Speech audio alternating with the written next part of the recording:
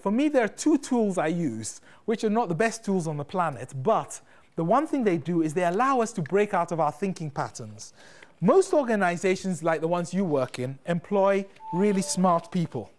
Smart people are really rubbish at this stuff because they're so easy to train, and worse, they generally remember it. Let me try something on you. Let's just try something. Okay, so I'm going to, don't shout out loud. I'll just write this down. So I'll go,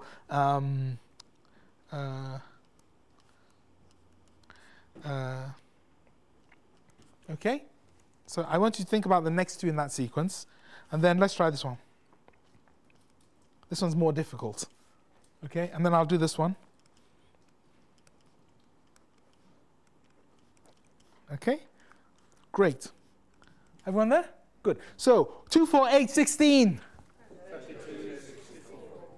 was really easy. Okay. 1, 3, 9, 27. Somebody bring me my calculator. Okay. How about A, E, F, H? Sorry. A, E, F, H. Okay. I'll bet you did this. I wrote the first one down. You went, it's so easy, Eddie. Oh, you think I'm an idiot. This is simple. I did the second one. You went, even easier. But I need a calculator. And then you got to the third one, and you went, A, E, F, H, what on earth is he on about? Well, A must be 1, E is 5, the fifth letter, gap of 4 between the two, then why are you doing calculations? These are about calculations. These are letters. This is just a series of capital letters in the alphabet with straight lines. There is no connection between that one and those two. It's not sums. Why were you doing sums? Because I trained you. No time at all. You got the pattern, and having spotted the pattern, you wanted to apply it to a different situation. And this is the nightmare with people like ourselves once we're faced with having to drive innovation, which is around creativity. Our brains are so efficient, we think one way and we get stuck. There are two tools I use, either as an individual or as a team, and especially when you want to go fast.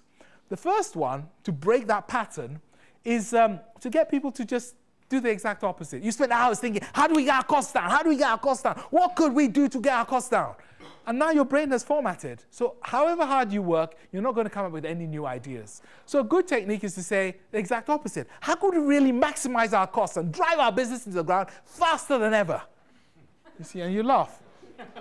But I'll bet you if you made a list of all the things you need to do to drive your business to the ground really fast, and you simply took that list and you executed it, your costs would come down.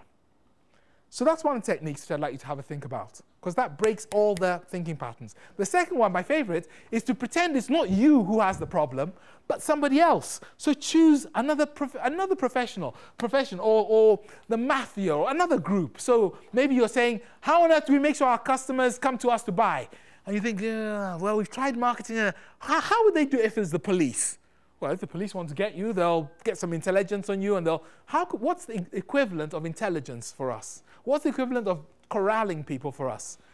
So that's another technique. They're very fast, they're easy to explain, and they allow you to work with your colleagues at high speed.